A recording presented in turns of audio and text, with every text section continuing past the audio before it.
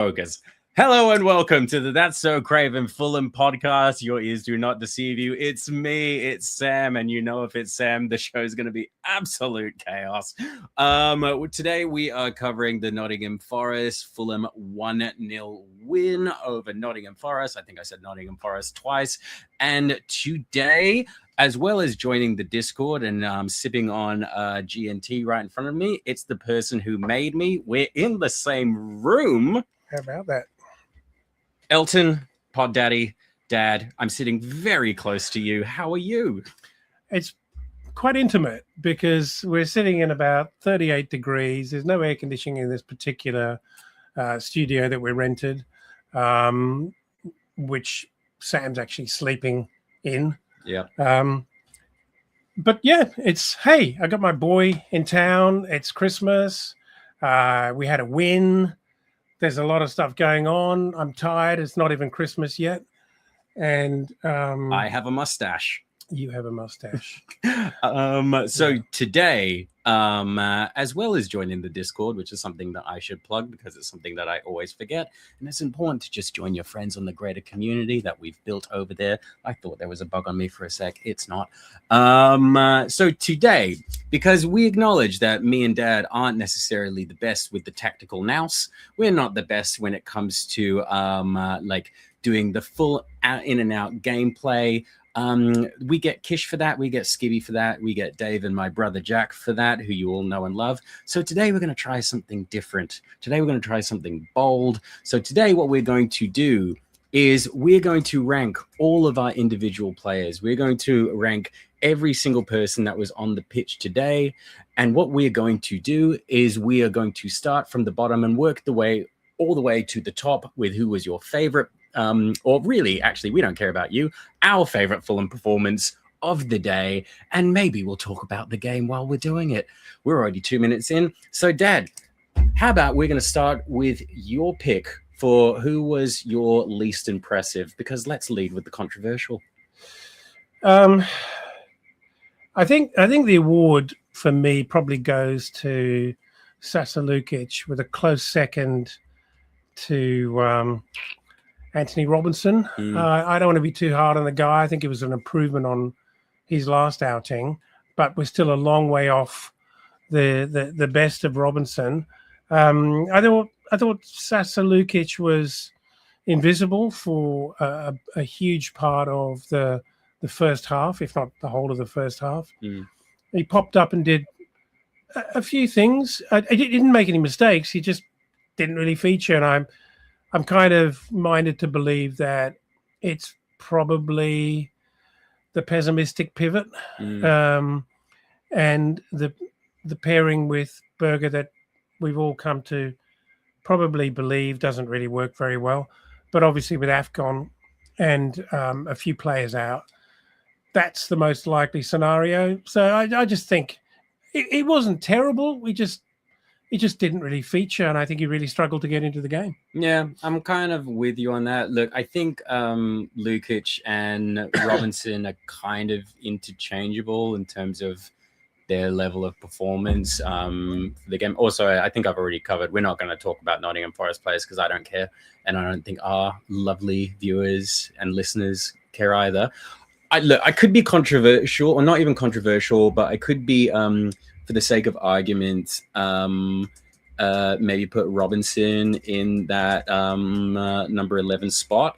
But I kind of think that they're a little bit interchangeable. And I think in the interest of good journalism, I think we're putting Sasa Lukic at 11 and then Robinson at 10. Is that fair? Yeah, I think that is fair. Okay. I think that is fair. Well, we talked about it before, right? Because we were talking about how Robinson was really looking shaky and just really, really uninspired. And I think with Robinson, we all remember what he was like in the championship, and like the athleticism is like you can't critique that, but it's so predictable. And the only thing that's making Sasa Lukic worse is the fact that it's predictable and it does next to nothing. Mm-hmm.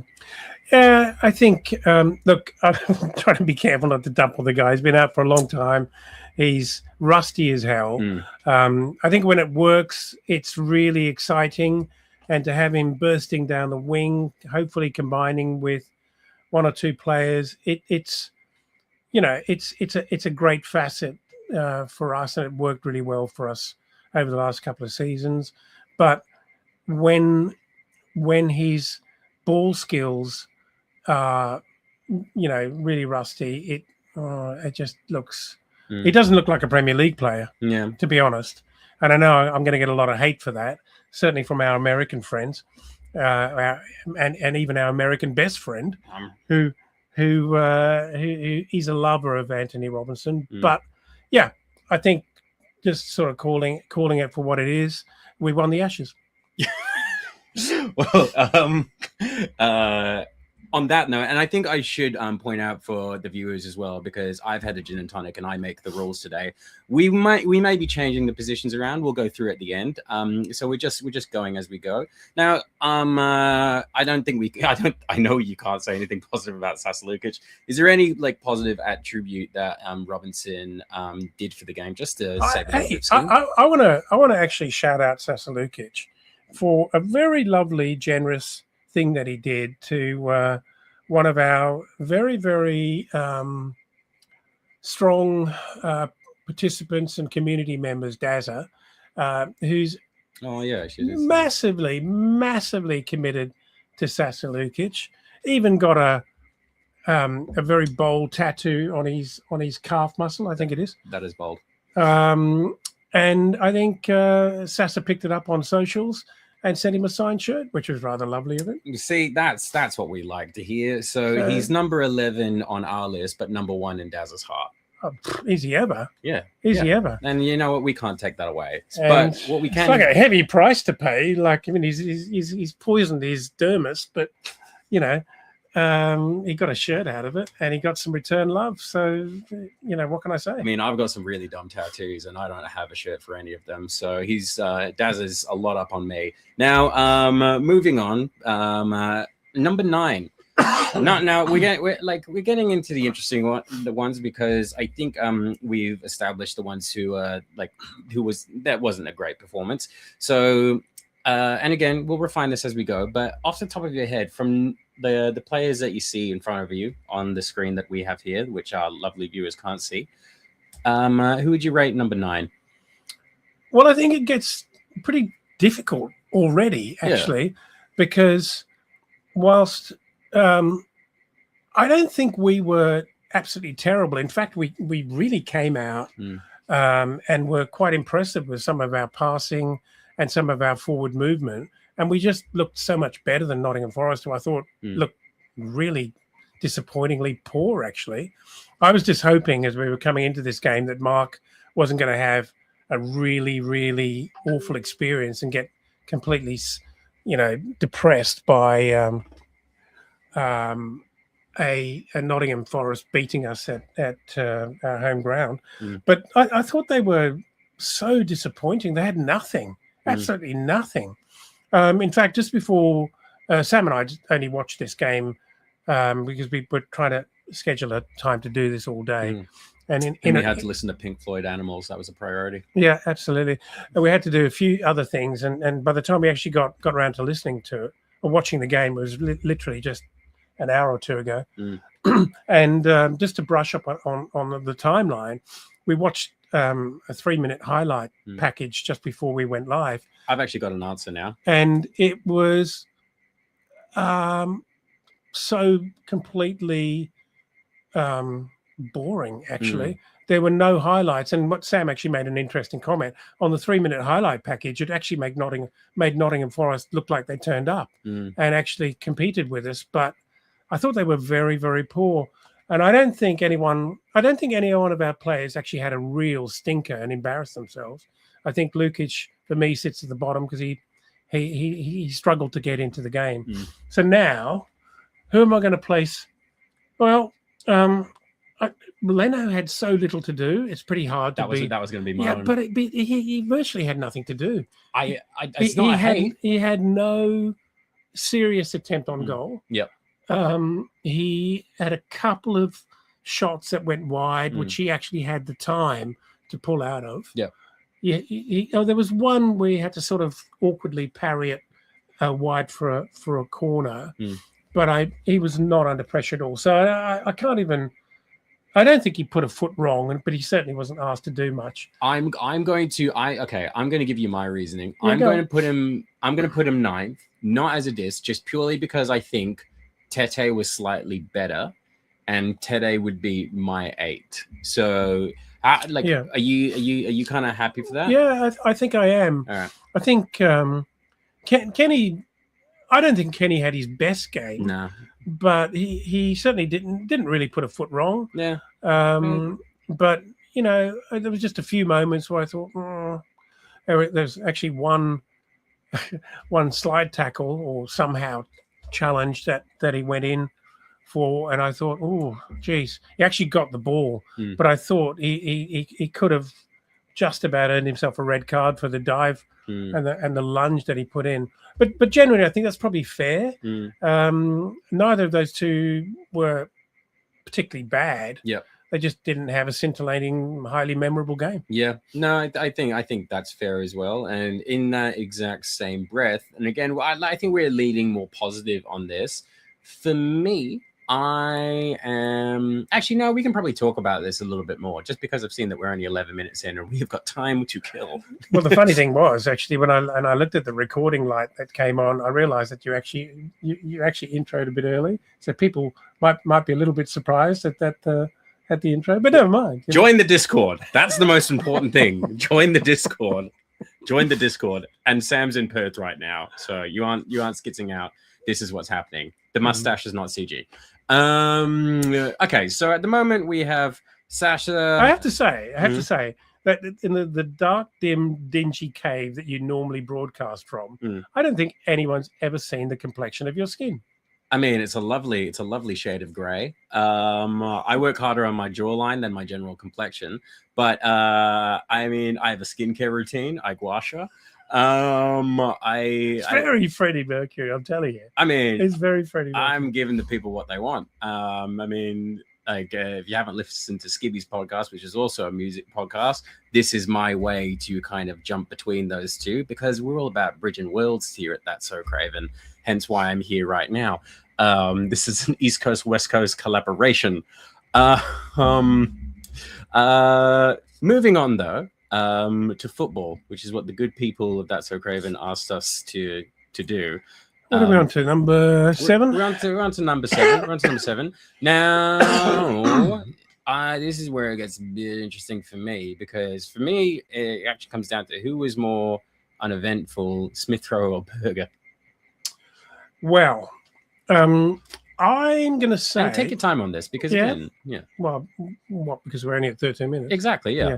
I'm going to say that Smith Rowe is steadily showing improvement.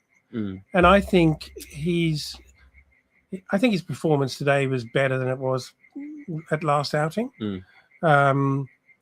And that's... He still lacks around the 50-50s. I see him sort of looking around and trying to work out whether he's going to go in or not. But on the ball, he did some really good things. Yep. I think his vision was great. He passed the ball, had shared the ball around really, really well. And I think he probably tips Berger. But I do want to compliment Berger on finally actually bringing some of the dark arts and pulling a shirt and bringing someone down. But we were talking about this mid-game. Was he actually pulling people down, or were like Nottingham Forest diving? Well, like you said, it was a bit like that. Yeah, it's a bit. Yeah. It was a little bit of a... And maybe it's confirmation bias, but like it's nice to see. But he's got to do that. We need him as our number 6 or 8.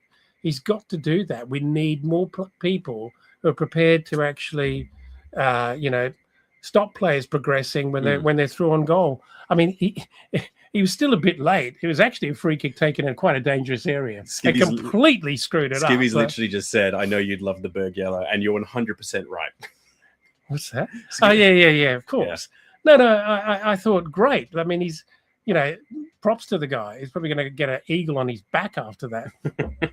But no, it was good. I see him getting a little peace sign, like on like his like a little forearm, just like right there, just like there. He's not a spread eagle on the back. It would be great if he was. Yeah. So again, not a terrible game, and I think he. I think he did okay. He was the better of our two defensive or our two midfielders for sure, central midfielders for me.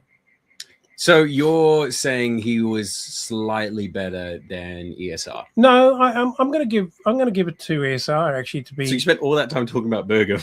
No, I did start by saying that I thought Smith Rowe did pretty well. I think he showed some of his class. He showed his ball skills, his vision. It is the mentality and the vision for me about ESR, which will always kind of make me rate him, because you can see that he really, really sees the game, and like you can tell that there's like an asset there.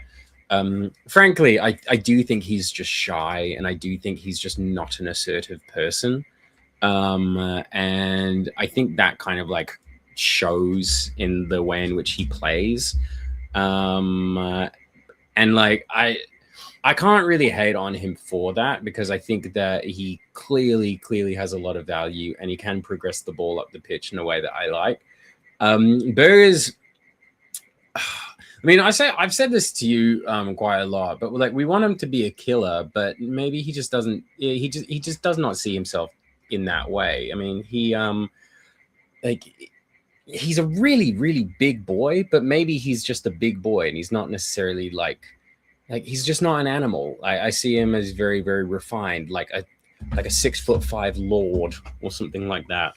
Like, I'm not saying he's like a dandy or anything, but like But I think he's one of those guys that I think has shown that it's really, really important to pair him properly. Like, like a fine. Well, he's great with a Roby steak with some marrow. Yeah. It's like you don't want to have that steak with like a vodka cruiser. You want to have it with a Chianti.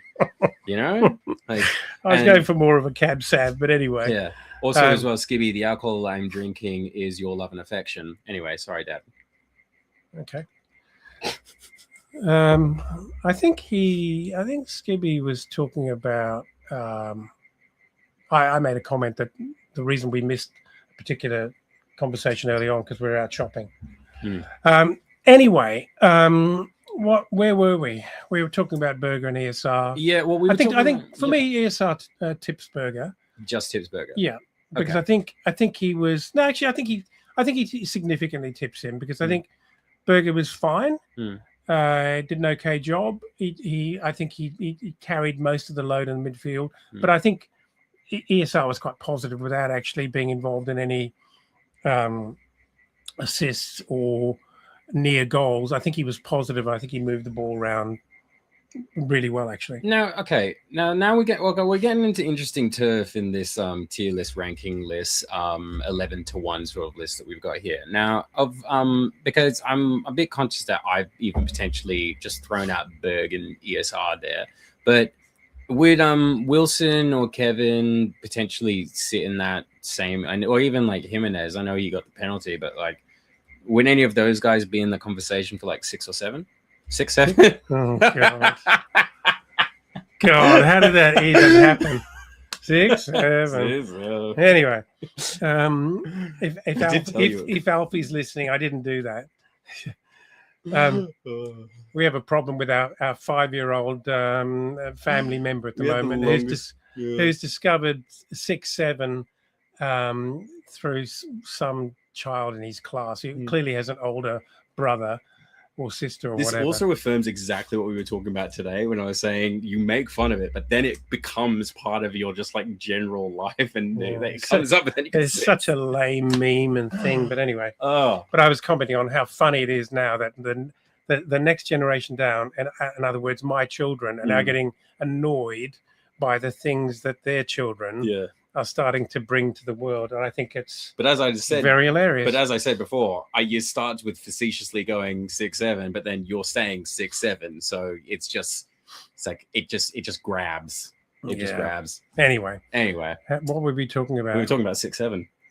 Position on the list. Oh, yeah, okay. Yeah. So is there any? Actually, that's actually quite a good answer. It is very 6'7". So of those places, is anyone potentially in the running to be 7 or 6? Look, I'm trying to carefully piece this together here. I think. I think it's a bit of a cluster, actually, and a bit of a tie. Well, that's what I mean. Bit of a tie around the 5, 6, 7 mark, because we haven't mentioned Anderson. No. He didn't have an amazing game, didn't do anything wrong. I saw that he got player of the match. Okay, interesting. Yeah, that's what I thought. I mean, yeah, that surprises me. I didn't think he was. I didn't think it was bad, but I didn't think it was a real standout. It was a difficult game because it's so difficult to find the kind of highlights in the game. Yeah. Like, would Wilson or Jimenez fit in the conversation? I think so. For me, Kevin is an interesting. Let's talk about 2 or 3 players here in a cluster. I'm trying to and then maybe we can eat this ice. Yeah, and maybe we can distill an answer out of it. But thinking about Kevin, I like Kevin. I think he's really struggling to settle in and have a major impact. And yet I still enjoy what he brings, and I think he's exciting enough that he can beat a man and get himself into dangerous positions. Sometimes the decision making after that isn't amazing.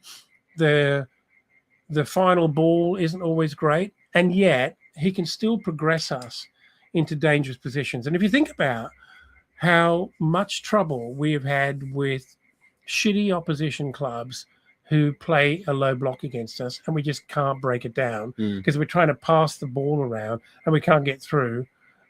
You know, Chukwueze and Kevin, to differing levels of quality, actually bring something which is exciting, and I think that it brings some hope. So for me, I can't put Kevin lower than 3 or 4. I thought he was exciting, if not the absolute genuine kind of elite level. Yeah. Wilson, I thought, was pretty good, and nearly got himself into a couple of very, very dangerous positions to have a shot on goal, but was just sort of eased off the ball, and he got double teamed a couple of times to just sort of get squeezed off the ball and shut out. But in general, I think you can see that he's playing with a lot of confidence, and his chest is quite puffed out when he's running around. He really believes in himself at the moment, and that is a wonderful thing when we have a Harry Wilson who believes in himself. Because I distinctly remember talking for such a long time about Harry Wilson, who was so underconfident, even in the championship. He just didn't know who he was or where he fitted into this. And I think he's having the time of his life at the moment. I think I've got an answer, and I think this is where we actually, because because I reckon we're going to have different answers of this, and I've made like a little separate tally on the scrapbook I've got going right now. I'm going to say Wilson at 5, and I'm expecting you to say something different, and I encourage you to. Because my justification is I think Wilson played well. I think he actually facilitated a lot, but it's a little bit under what I'm expecting of Harry Wilson right now. For his recent form, that was a below par. Yeah. Kind of results wise. Yeah. Because he's that bloody good at the moment. You expect him to score. Yeah. And that he couldn't find the net or find an opportunity to have a clear shot on goal is probably under par for him. Yeah. I mean, one of the guys I'm a bit worried about is Jimenez, that we haven't talked about him. Well, I could have actually put Jimenez there. The only thing that kind of stopped me from doing that was the fact that I thought Jimenez's goal was actually quite a good amount of precision, and I actually thought he actually got that quite well. I mean, you could make an argument that Jimenez could be 3, but I'm not a statistician. I'm just going on what I like. And so I'm going Wilson there, but just purely because I want to put a couple people above Wilson, which is my specific take.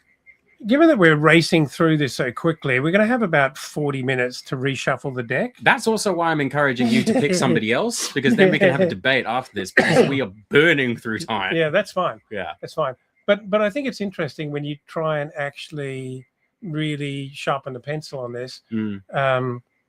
It's very curious that Anderson got man of the match, because I could probably put Anderson at 5. I'm just putting Wilson there because that's just my preference. Would you go Anderson 5? Dave on the private chat actually has made a comment here that he's saying Tete at 8 ? And I think that's probably fair.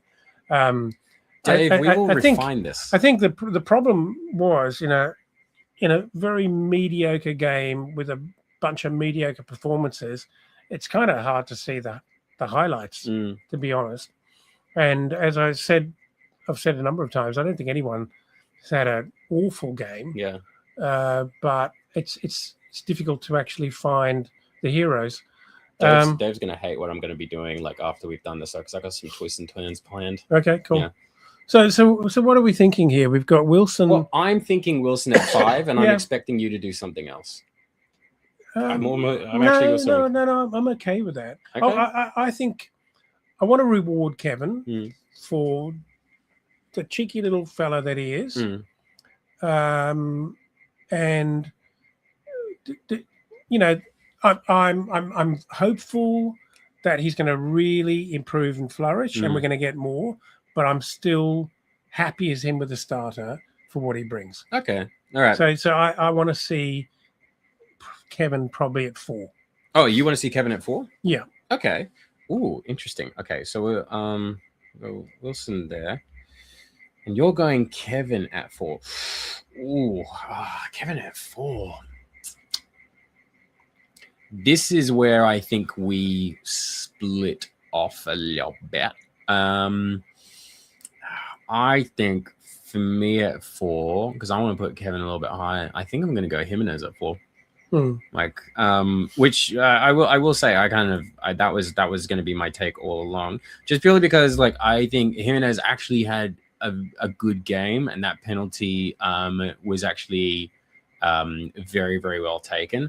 Outside of that, and I don't mean it in a bad way, because I think you will always notice when your striker is completely missing. And I think he did a lot of stuff that kind of flew under the radar. He did all the fundamentals. But I just don't really think that he didn't score a goal from open play. He missed that. He missed that opportunity. He missed a couple of. I thought the the header from the Robinson setup. I think kind of got himself into a difficult position where he'd almost run past it and left himself with very little room at the near post. It probably needed a flick on to the far post at that point, and he actually he went wide of the near post. Yeah. The one from the Tete cross, which was actually a fantastic little it was really phase of play. It all happened very, very quickly, and I think it was, fine margins, and it all, he had to connect with that at just the right angle, moving forward at some velocity, and I think he was quite frustrated with himself. But I think that, look, if he'd slotted that in the side netting, that would have been incredible. But then we're having a different conversation. But I can also see how that was probably not exactly meat and drink. Yeah. For a striker. What I will say is that we're always very hard on strikers, and and we expect them to do their job, which is scoring goals, Mm. like we expect a goalkeeper to stop goals. Mm. And so whether or not he earns the penalty, the fact that he puts it away so conclusively, and he's a very, very, very good penalty taker. Jack was saying as well, he was breaking down what he was doing, and his record is like 12 for 12.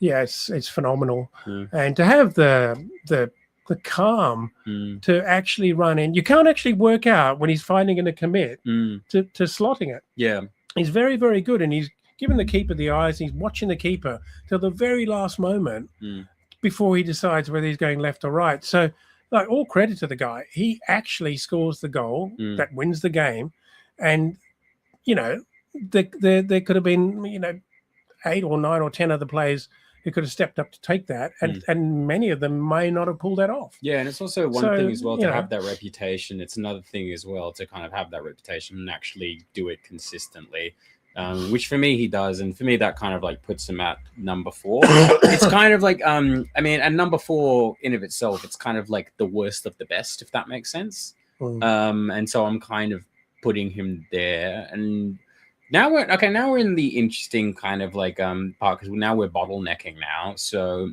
I'm gonna let you lead with number 3. Who's number 3 for you? Just to highlight as well, you got to choose between Kevin Anderson and Cuenca, but take your time on it. Oh, so you've actually? Oh no, sorry, I apologize. So no, that's okay. You've actually put Jimenez in at 4. No, that's for me and Kevin. That can be the real list. That's fine. No. I want, because then we can go over this one fine. Yeah. Because again, we've got like half an hour. There's never a problem. Yeah. Well, I'm uncomfortable about Jimenez being above Kevin. I'm going to give him his flowers for scoring, but I don't know that. This is also why I put Jimenez way high on him. Yeah. I think I'm changing my argument. It's quite interesting. so that whole like conversation we just had, just grab that. No. It's about where you finally slot them. Okay. It's quite funny. I've got Dave on our private chat telling us that, Dave, if you wanted to be here, we gave you that option. Absolutely. Yeah. I don't even know why I'm actually presenting your views, Dave. You had the chance to present your views, right? But you chose to work instead. Exactly. This is a great opportunity to highlight community is convenience. The cost of community is inconvenience. And if you wanted to come play, you were allowed to be here. And then you chose not to be here. And you thought this was going to be a normal podcast. Now it's a really, really fun one. And now you're missing out. So what did you learn? So what I was going to say, should I give Dave a platform, even though he's chosen to work? I don't think he deserves it. I do not think he deserves it. Go on. I'll give it to him. He tells me he thinks Kenny Tete's man of the match. What? That's a bold take. Dave does have his favorites though, and he's quite blind to them, which I love, and it's very dear to me. So is this going to be your first retroact? Is it retroactive? Well, I'm kind of influenced by the very sensible Dave. I've been also worried that you've been influenced by my lyrical tone and my like. Well, the problem is it's very easy to place people in the early stages where there's lots of slots available. But now I'm looking at the starting lineup and what's remaining, and I'm thinking, are they really deserving of top 3? Maybe like this could be a weekly platform. This is going surprisingly well for me. Yeah. So I'm going to give you the would you like to make a change? So we haven't actually placed Anderson, have we? No, we haven't. Well, so what I was going to do... I'm going to put Anderson. I'm going to put Anderson in at 4. He's my number 4. You're putting him at 4. Yeah. So So we're moving Kevin off. Yeah. Okay. So we're moving Kevin off for Anderson. Yeah. Okay. Right. Well. And I'm going to put Kevin in as my number 3. Yeah, I like that as well. Which is, he's just a populist kind of a vote. Just because I want the guy to do well. I just want him to do well. He looks like a good kid to me, and I think he's kind of struggling with the to acclimatize. it feels like it feels like he's got the skill and the quality to be good in the Premier League, but it's not fully happening yet. But I want to believe in him, so I like the idea of him being in at number 3. Okay, I think this is where it gets a little bit tricky, isn't it? This is. Yeah, I'll verbalize my internal dilemma. I'm unsure if Kevin did enough to be my number 2, but I also feel like it's wrong to put him at number 3, if that makes sense. I reckon. Well, I mean, because I think I'm probably gonna like change this up a little bit, because again, I have a wild card concept that is coming. I think for the sake of this argument, though, I'm going to put Anderson at number 3. And maybe that is also he broke his he dislocated his finger, so I got to give him some props for that. Yeah, I don't think you get quality points for that. I mean, bravery award maybe. Like, I like an underdog. Like, he finished off the game. Like, his body turned on him. You know, he went to war for us. Yeah, I don't think that counts. That's his job. He's a centre back. Yeah, he's got to run through the war. I don't think the Danes were part of World War II though. So this is like his way of kind of giving back. You know, surely they were. I mean, can you what were they doing? I don't know. Yeah, I think the Scandies just kind of avoided World War II. I could be completely wrong there. Somebody fact check me. Mention in the comments. Join our Discord. Okay, so I'm going Anderson number 3, just purely because I did think he had a pretty solid game, and it's a clean sheet. We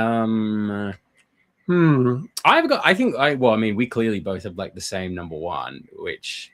So for me, I'm putting Kevin 2. I am going to put Kevin 2 just because that's where I've been. He's kind of almost just fallen into number 2 a little bit. He's kind of failed upwards a little bit. But I will say with Kevin is electrifying. He we were saying on the when we were watching it, Kevin makes the other guys better because as I said when we were watching the game, these are just little boys in shorts, living out their their childhood dream. And some little boys need to see their friend doing something cool and something daring before they want to do it. And Kevin is the epitome of, I'm going to be the kamikaze and I'm going to do the thing. I have a nephew like this as well. I'm going to do the thing that encourages everybody else to also do that thing. And it was really, really prevalent in the first half of the game, where he was just trying things. He was super creative, and it just has such a positive effect on everybody that I think his worth is really underappreciated. But I think he did one thing that actually really impressed me. He gave away the penalty as well.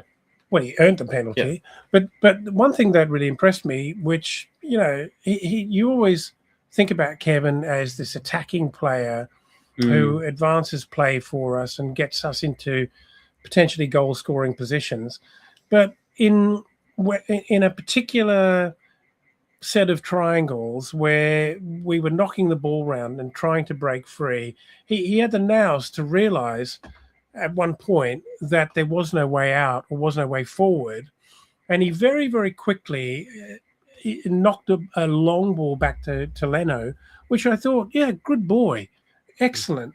I don't know if you remember that. Yeah, when he actually knocked that ball back to Leno. I thought that's the kind of vision that you'd see from a Willian from time to time, who just knew when there was no way forward and we had to rebuild again, and to just have the nous to do that impressed me somewhat. As we said as well, he forced the penalty.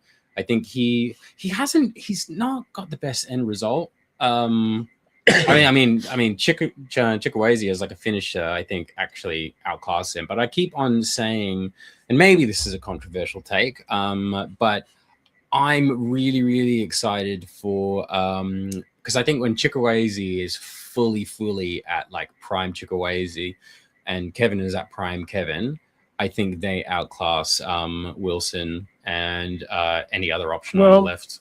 I mean, Wilson in current form is pretty hard to leave out. No, and undeniable. But I think a prime. my point is like Wilson is undroppable at the moment because the form is there. But I think a prime Chukwueze outweighs a prime Wilson. One thing I will say is that when King was substituted on, we're going to get to substitutions. We are going to get to substitutions. Okay, I thought he was very unlucky to miss out. Yeah, I agree. On starting today because he was a breath of fresh air. He looks a level above. He can cut through difficult situations. He did a number of incredibly skillful things, which made him look super classy. Well, that if Jimenez had actually put that goal away that Kenny Tete set up, I was very formal saying Kenny Tete. That was all done. Josh King worked that entirely to actually get Tete into position to do that, and also as well, he had like 3 players around him, and he found space, which was really impressive. I mean, I understand where Silva's coming from here because that is a really important 3 points before Christmas. Takes us into 13th position. I think from memory we are something like 3 points off 8th. Yeah. And if we can navigate our way through to, New Year by beating West Ham and maybe getting something out of the game against Palace, this is a very, very important little period. We've got a couple of tough games after that, and all whilst we don't have our 3 Nigerian players. Which is a big gouge out of this side.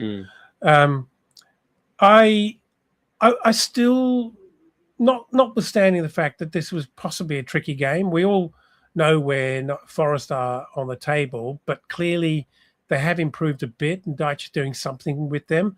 And maybe Silva was a little bit anxious about underestimating them. It turned out they were poor, but I really would have loved to have seen Josh King started in the middle. Yeah, I think that would have been good. With ESR at 10, I think he did a perfectly good job at 10. Would have been great to see Berger alongside ESR. They didn't particularly have.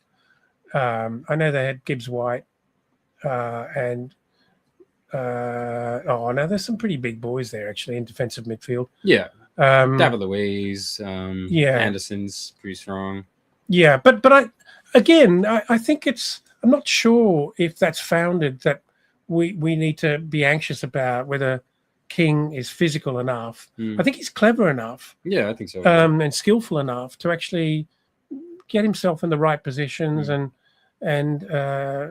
not be bullied off the ball all the time. I mean, it does still happen, but I think he's skillful enough to actually play a role. So just in the interest of what we're actually talking about, who's your number 2? Because I'm about 90% sure now we both have the same number 1. So let's close out. Who's your number 2?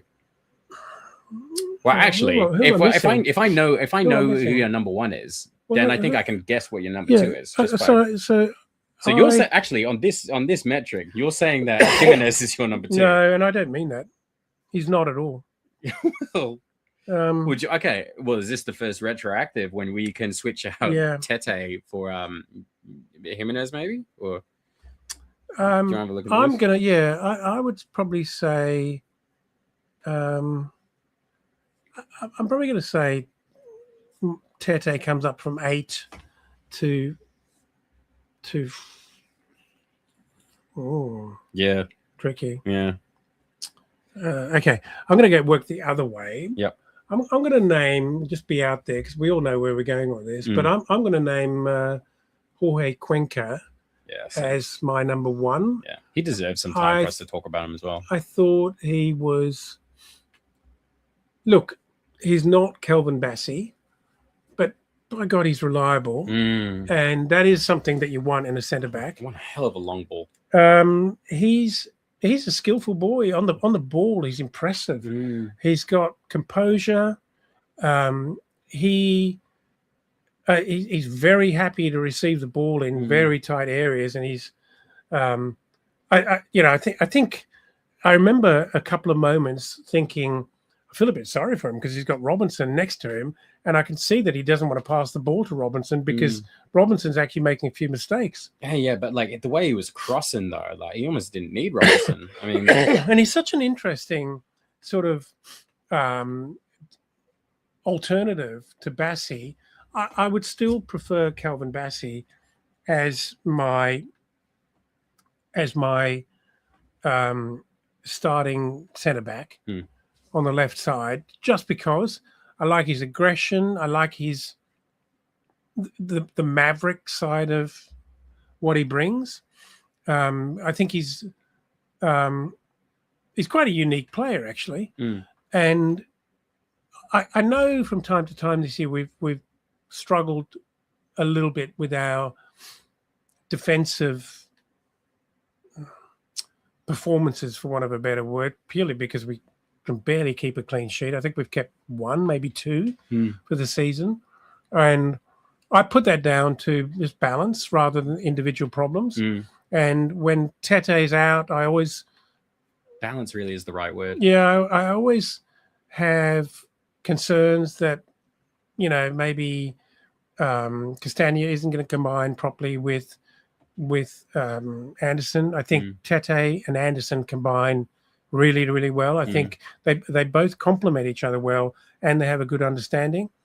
Right now, I'm quite nervous in defence with Robinson. He made, and I think this is just a lack of football match time. He made some shocking decisions. He played one pass infield, which resulted in them gaining possession almost inside the box. They fluffed it, but it could have been horrendous. Really reminded me of like 2020, 2021 Robinson. Because Robinson, like, let's call it what it is. Robinson's really only been good like the past like 2.5 maybe years. And it's really interesting like that an injury just has affected him so much. Well, he's just kind of like reverted back. I think it's an interesting conversation around how experience can really kind of like inform, can really kind of like get you to a position where a lot of people look at you very, very differently, because I think when he's robbed of that, it's a completely different player. And players like Cuenca really, because I see Cuenca as such a talent. Like, he's never had a bad game, but like this was easily the best game that I've seen him in. And what really impresses me about the guy is that so many people they'll get injured, they'll come back, they'll be on the bench, they'll struggle to have an impact on the bench and sort of work themselves back into it and just really struggle for form. This guy plays so infrequently and he gets dropped in and he doesn't miss a beat. Yeah, he really doesn't. He actually gets dropped into Premier League level intensity, and he looks like he's been playing for the last 4 games, which is really quite impressive. I'm a really big believer that nice guys don't finish last, shy guys do, and it's really so Calvin Bassey reminds me of my incredibly bombastic nephew Miles, who Miles doesn't find the spotlight, he makes the spotlight, and Bassey's a bit the same. It's like you can never not know that Bassey's there, in the same way that you can never not know that my nephew Miles is there. And they both might trip over at the final hurdle and break shit. And you will always know that they're there for better or worse. And I think that actually we can joke about it, but it's all about getting seen by the manager.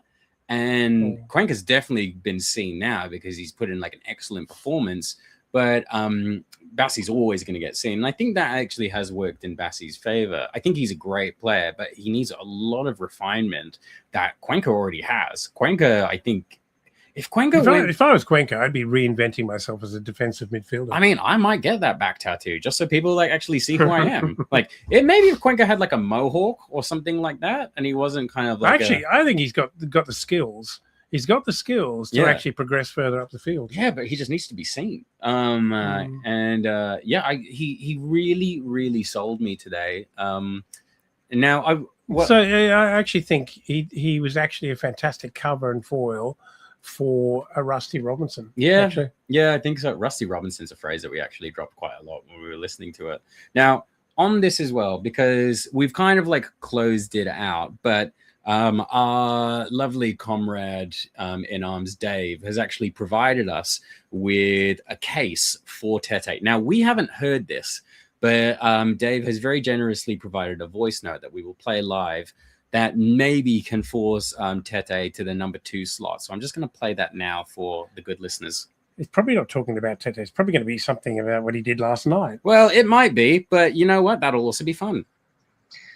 Elton, Sam, oh man, so great to hear you guys today. I'm feeling so much better after 3 points last night. And listening to the show, I can't believe Kenny Tete's in number 8. I had him man of the match last night. Just thought defensively, very solid as always, but also thought he got forward a bit more and was unlucky not to get an assist. Looks like a great ball in for Raul Jimenez on the right hand side, but I think generally it's not like he was a massive standout. Don't get me wrong. I don't think anyone really stood out in a big way, but yeah, I just thought that all-round performance was excellent. I also had Anderson right up there and ESR. I would have had them as the top 3. Noticed on a stats website as well, they gave Kevin man of the match, so he's going to take a lot of grief for his poor confidence and composure in front of goal. But actually, he did all right. So yeah, just really interesting to hear your guys' take on it. I think I must have had a beer before the game. Maybe I was a bit drunk before the game and was watching a very different game, but to you guys who are watching it in the heat of Australian weather, so that was just a little observation, and as I say, it's great to hear you guys talk about it. I hope you both have a very Merry Christmas, and I hope all the listeners do too. So yeah, roll on Saturday, 3 points at West Ham, and we'll be looking up towards Europe. Take care, guys. That was hilariously Radio 1, and I loved every second of that. So you know what, Dave, you can put that on your timesheet as well. Just off of the back of that, like maybe not on my list, but whether you want it or not, I'm moving Tete to number 2. He's made a solid case. He's made a solid case. But the funny thing is, Dave, even if Tete shat the bed, I know that Dave would still be finding a way to promote him into the top 3. But you know, and that's fine. He made such a good case, and he's contributed to the show, and the bias of that. I mean, that was an immensely good cross that he dug out. Yeah. In that little period of play, and generally, he was fine. I'm happy to promote him up there. I'm still suffering from the haze of mediocrity, to be honest. Trying to find, really highlight notes in all of this. All right, let's go the quick fire, because again, we're moving closer to the end of time. So just to refine what we've got number 11, Sasa Lukic. Number 10. No question about that. No question about that. Yeah. Number 10, we'll do a quick fire. Yeah. Number 10, Anthony Robinson. Number 9, Leno. Number 8, Jimenez. Yep. And I'm conceding on that just because of Dave. Number 7, Berg. Number 6, ESR. Number 5, Harry Wilson. Number 4, Joachim Anderson. Well, number 3, we going Anderson or Kevin? I think we go. Well, we put Anderson at 4. Yeah. So I think we go Kevin 3. I think so as well, just for the sake of this. Yeah. And then that means Kenny Tete with a rocket. Number 2. What a comeback for Kenny Tete. Starting at his marketing team's incredible. Jesus Christ. That's impressive. I mean, if you've got nothing from this show, just the come from behind story of Kenny Tete right impressive. There. That's what you're tuning in for. Pay for the PR people. Exactly. And number 1, the very deserved Cuenca. Now, here's where it gets a little bit interesting. Elton, father, pod daddy, other names that you have. Some people call you husband. Some people call you grandpa. From the substitutions of Josh King, Adama Traore, Issa Diop, Tom Kearney, and Kunsi Asari. I've probably Kusi Asari. Kusi Asari. Yep. He didn't make that much of an impression on me.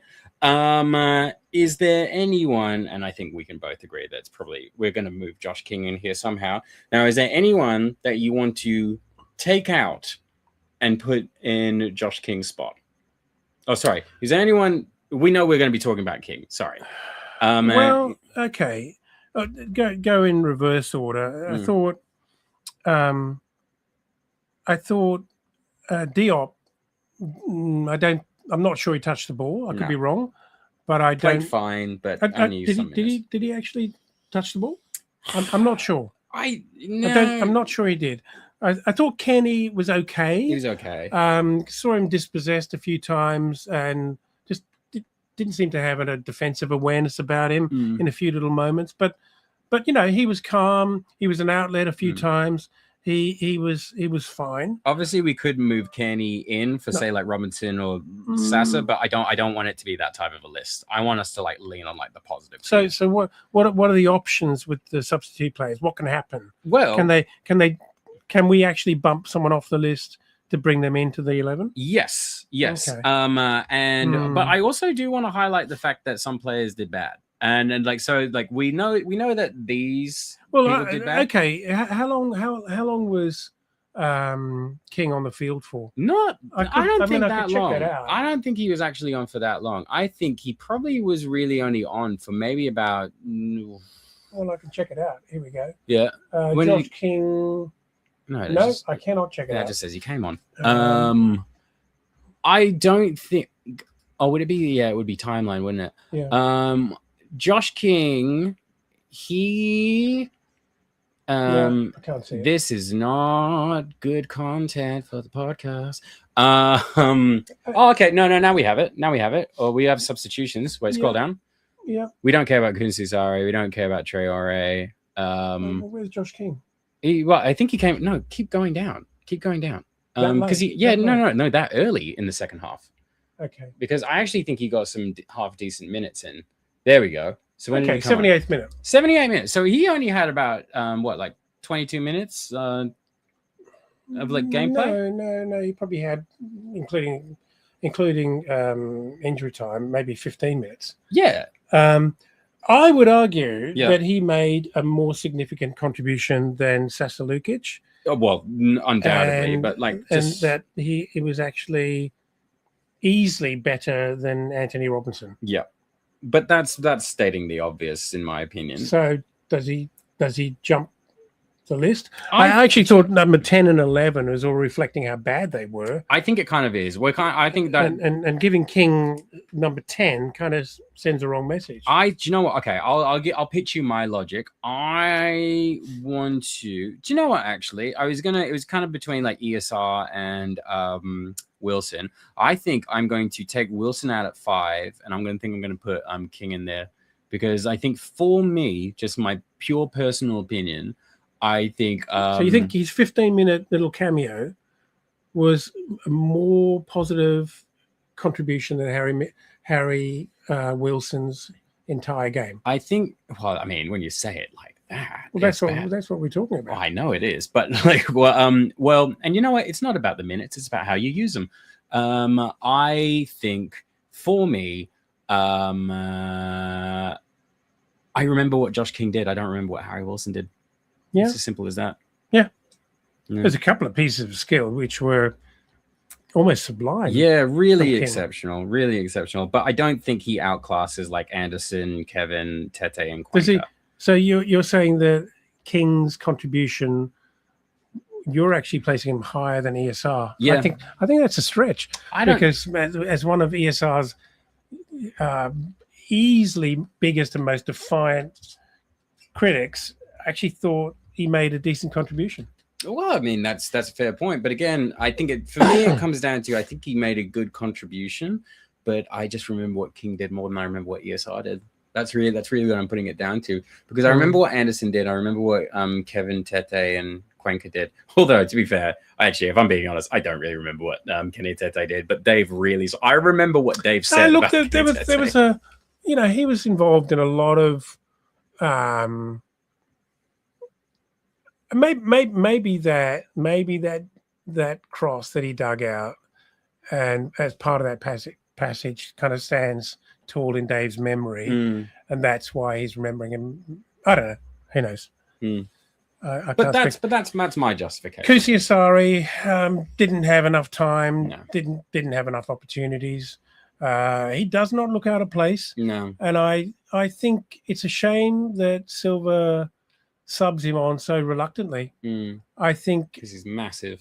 Well, I think there's something there, and I think it would be great to see it. And I don't want it to be, an injured Jimenez that causes it to happen, because that would be having to rely on him to play 90 minutes against Chelsea and Liverpool, which is asking way too much of a kid. Yeah.